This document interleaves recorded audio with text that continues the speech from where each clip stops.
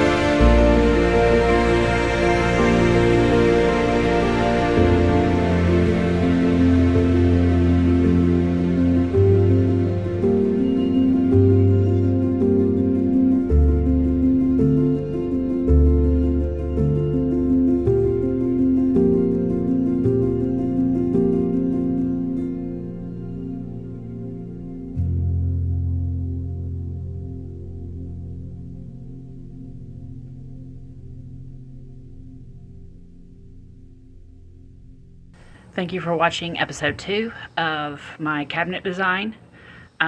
Please feel free to comment. Any questions, put it down below in the comments. And don't forget to like and subscribe. Have a good day.